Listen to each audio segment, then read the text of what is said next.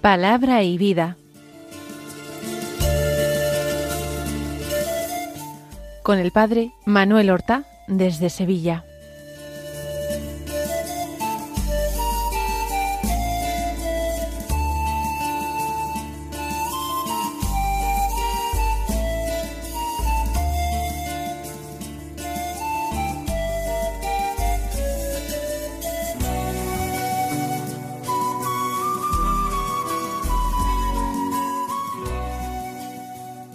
En el nombre del Padre, y del Hijo, y del Espíritu Santo. Amén. Alabados sean Jesús y María. Muy buenos días, queridos amigos, oyentes de Radio María y seguidores del programa Palabra y Vida. Hoy es el martes de la quinta semana de la Cuaresma, un martes que es 19 de marzo. Y esto quiere decir que vamos a vivir el día de hoy la solemnidad de San José, esposo de la Santísima Virgen María, padre putativo del niño Jesús. San José, patrono de la Iglesia, como cabeza de familia, fue el jefe de la Sagrada Familia y por tanto le cuadra perfectamente el ser patrono de la Iglesia. Un santo que no es uno más de la corte celestial. Su vocación, como la de la Santísima Virgen, fue una vocación única, irrepetible, absolutamente irrepetible. Dios puso en sus manos, confió a su custodia los tesoros más grandes del cielo, los tesoros más grandes que el mismo Dios tenía.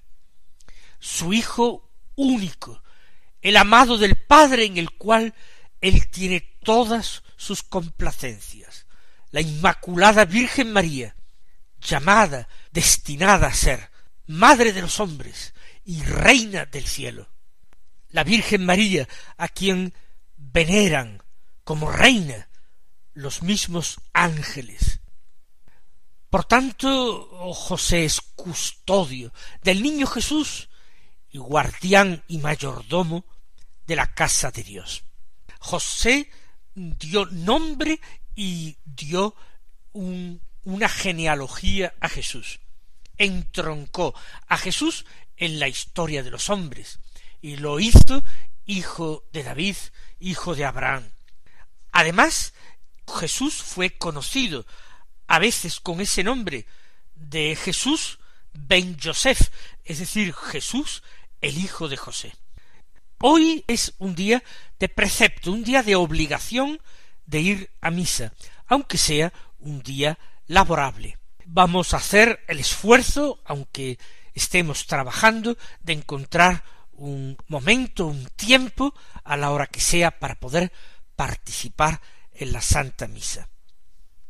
Vamos a escuchar la palabra de Dios que se proclama en la liturgia de la misa del día. Hay una doble posibilidad. Se puede elegir o bien un texto de San Mateo, capítulo 1, versículos 16, 18 al 21 y 24, o bien del Evangelio según San Lucas, el capítulo 2, versículos 41 al 51. Vamos a tomar en esta ocasión la segunda posibilidad, el Evangelio de San Lucas. Nos dice así: los padres de Jesús solían ir cada año a Jerusalén por las fiestas de Pascua. Cuando Jesús cumplió 12 años, subieron a la fiesta según la costumbre, y cuando terminó, se volvieron. Pero el niño Jesús se quedó en Jerusalén sin que lo supieran sus padres. Estos, creyendo que estaba en la caravana, hicieron una jornada y se pusieron a buscarlo entre los parientes y conocidos. Al no encontrarlo, se volvieron a Jerusalén en su busca. A los 3 días lo encontraron en el templo, sentado en medio de los maestros, escuchándolos y haciéndoles preguntas. Todos los que le oían quedaban asombrados de su talento y de las respuestas que daba. Al verlo, se quedaron atónitos, y le dijo a su madre: «Hijo, ¿por qué nos has tratado así? Mira que tu padre y yo te buscábamos angustiados». Él les contestó: «¿Por qué me buscabais? ¿No sabíais que yo debía estar en la casa de mi padre?». Pero ellos no comprendieron lo que quería decir. Él bajó con ellos a Nazaret y siguió bajo su autoridad. Vamos a tratar de imaginarnos esta historia extraordinaria, esta historia encantadora, llena de enseñanzas, y que habla de un momento en la vida de Jesús totalmente desconocido para nosotros, porque desde su nacimiento y desde el regreso de Egipto no sabemos nada más de la Sagrada Familia hasta que Jesús comienza su vida pública y ya ha muerto José, y Jesús es un hombre de unos 30 o 30 y pico años. Solían ir cada año a Jerusalén para las fiestas de Pascua.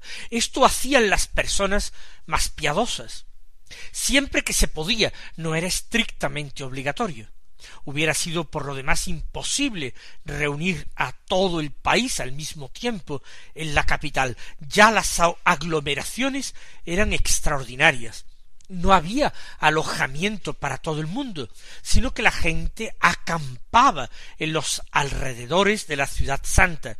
Por ejemplo, el Monte de los Olivos, por su cercanía, era un lugar muy apropiado para acampar. En él había, y existen todavía, algunas cuevas, algunas grutas, que serían muy buscadas, particularmente los años en que la Pascua fuera un día frío. Pues bien, los padres de Jesús solían ir todos los años. Pero ¿iba Jesús niño con sus padres todos los años, o fue este año un año particular?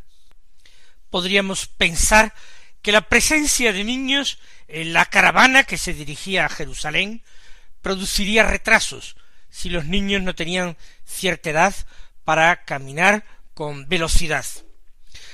Por tanto, puede ser que la primera vez que el Señor visitara el templo de Jerusalén fuera esta.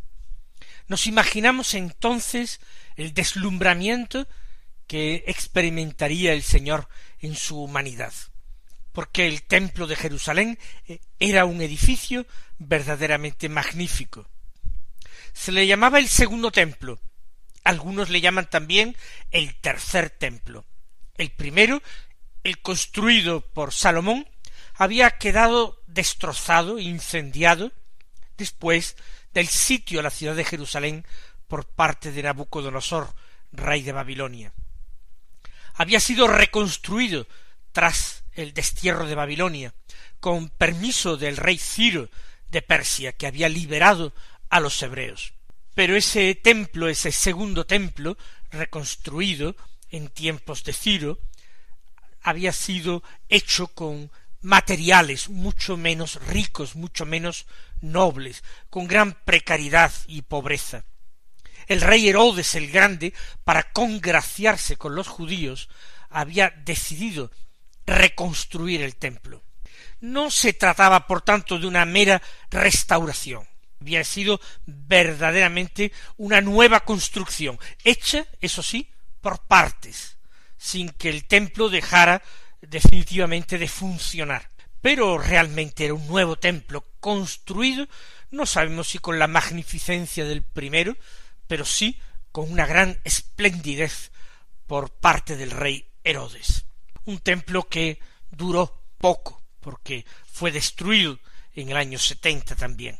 Este es el templo que conoció Jesús, un edificio cuyas dimensiones y cuya belleza era el orgullo de los israelitas, y también infundía verdadera devoción entre todos los creyentes que lo visitaban. Era normal que Jesús se extasiara en ese templo donde se daba culto al Padre, donde todo giraba en torno a la presencia de Dios, que quedaba velada tras la gruesa cortina que cubría el Santo de los Santos, cuyos sacrificios espléndidos se repetían una y otra vez en el gran atrio en presencia de todos los varones que asistían a ellos, varones israelitas. Jesús encontraría también en los soportales del templo a muchos maestros de la ley que se reunían allí para impartir sus clases a sus discípulos. Cada maestro reunía un grupo de discípulos, se sentaban en torno a él y él enseñaba, y luego los discípulos les planteaban preguntas y ellos respondían dando interpretaciones que eran seguidas con admiración por los discípulos. Jesús encontraría alguno de estos grupos y se pondría a escuchar a un maestro y a departir con él. Es lo que la Santísima Virgen y San José vieron. Pero nos interesa ahora ese testimonio humilde de José, que tiene el corazón angustiado como el de María, que busca en la caravana a Jesús sin encontrarlo, que regresa lleno de dolor y de ansiedad a Jerusalén. Al tercer día lo encontraron en el templo. Y es la Santísima Virgen María la que toma la palabra. José quizás no puede hacerlo, no se siente con autoridad suficiente para reprender a su hijo, porque él sabe quién es su hijo.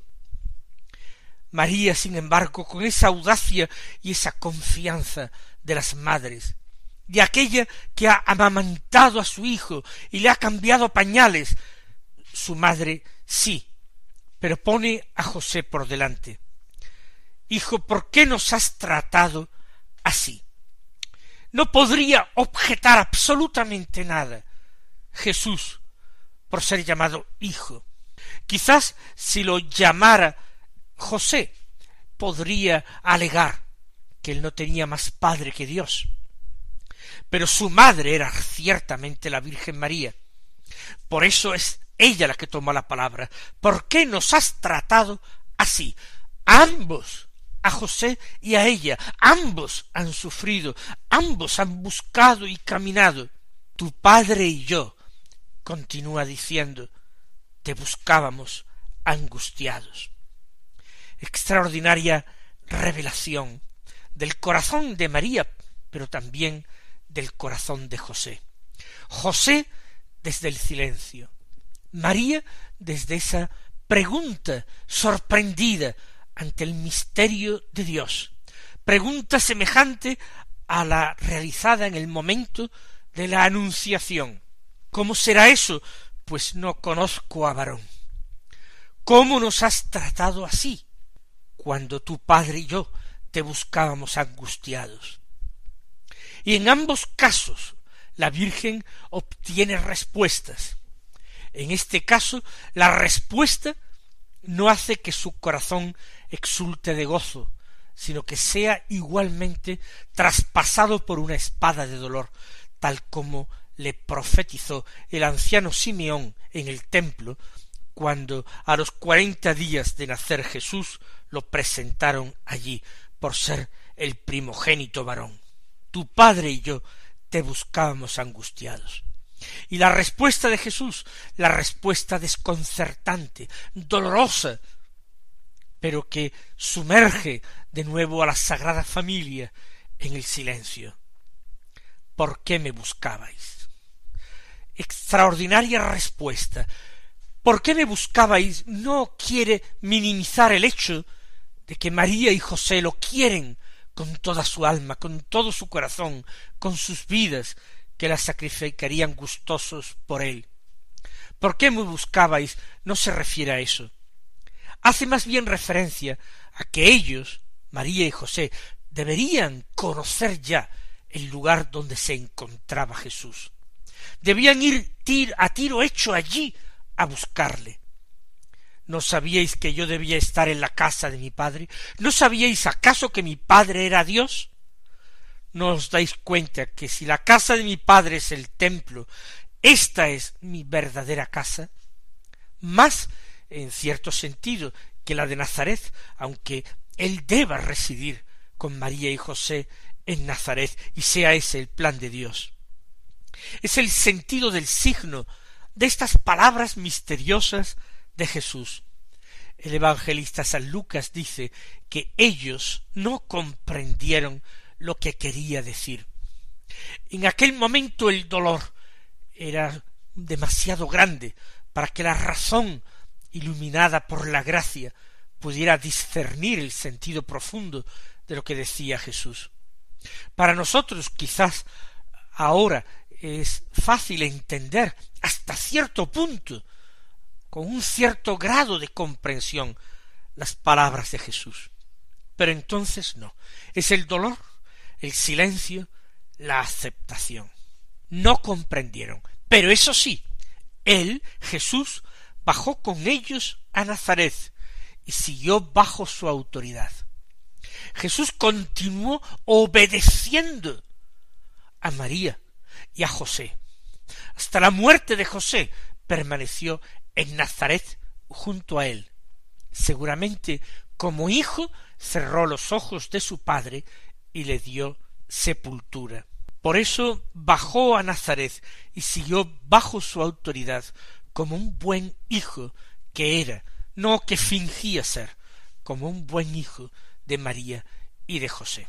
Vamos a pedir a este extraordinario santo, patrono de la Iglesia, patrono de la buena muerte, patrono de todos los que son padre. Vamos a pedirle que nos enseñe a nosotros también a dar vida, a amar con sacrificio, a acompañar siempre a María, pendiente de los corazones de Jesús y de María, que nos enseñe el secreto del silencio, donde todo es contemplación, y Dios actúa como quiere y cuando quiere, unas veces explicando todo y allanando el camino, como cuando el ángel le avisaba en sueños acerca de lo que tenía que hacer, y otras veces es dejando a José en la angustia y en el desconcierto, porque los caminos de Dios son verdaderamente inescrutables, pero el hombre de fe es el que acepta y es el que bendice y alaba a Dios, tanto en la alegría como en el dolor. Vamos a pedirle a José que sea nuestro patrono, que sea nuestro intercesor, que sea nuestro maestro de vida interior.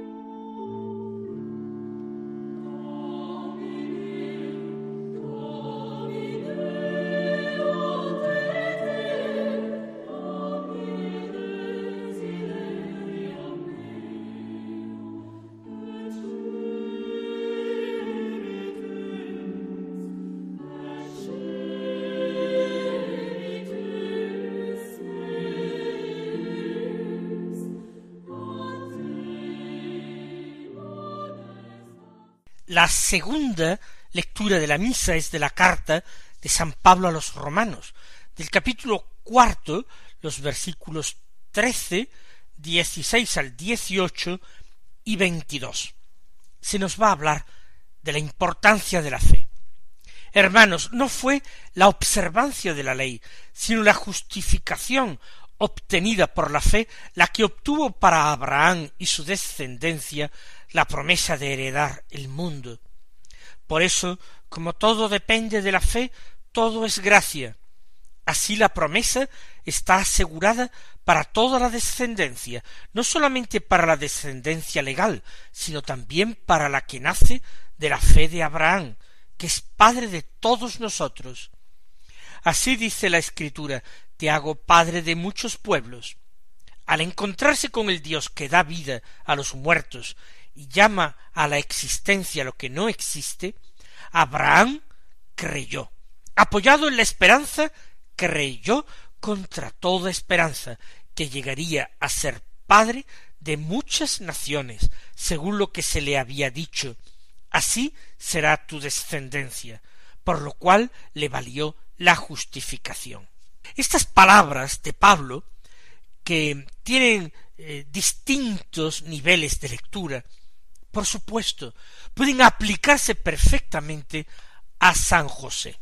Por una parte, se pone el ejemplo de Abraham, el hombre justo, el hombre de fe. Abraham no tenía la ley, no había sido dada la ley aún, le sería dada al pueblo de Israel por medio de Moisés. Quedaban siglos, pero Abraham se fió de Dios, creyó las promesas que Dios le hizo, y eso que parecían fantásticas, irrealizables, exageradas quizás, pero las creyó, se fió de quien le hacía las promesas. Y así, como dice al final San Pablo en este texto, eso le valió la justificación. Por eso dice Pablo: todo depende de la fe, todo depende del fiarse de Dios, todo es gracia, porque Dios es el que realiza la obra, y lo que depende del hombre es aceptar la obra de Dios, las promesas de Dios, la palabra de Dios. La promesa, dice Pablo, está asegurada para toda la descendencia de Abraham.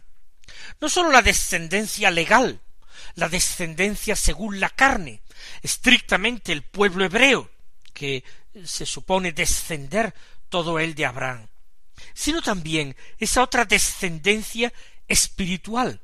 Los creyentes son hijos de Abraham porque Abraham es padre de todos los creyentes.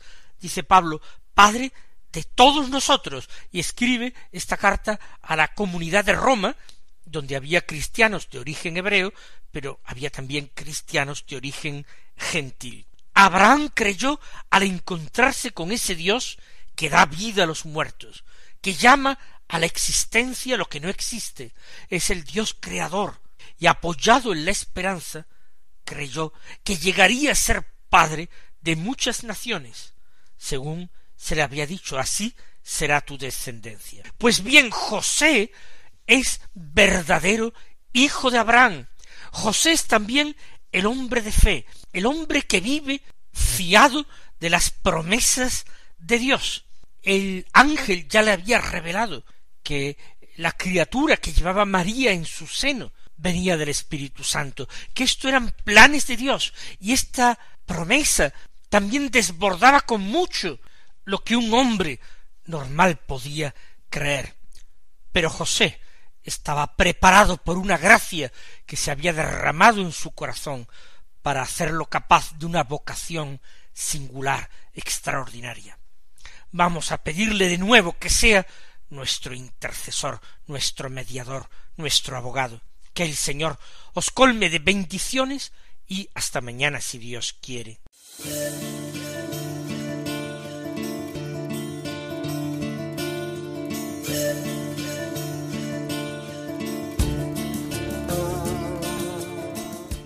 Han escuchado en Radio María Palabra y Vida, un programa que dirige el Padre Manuel Horta.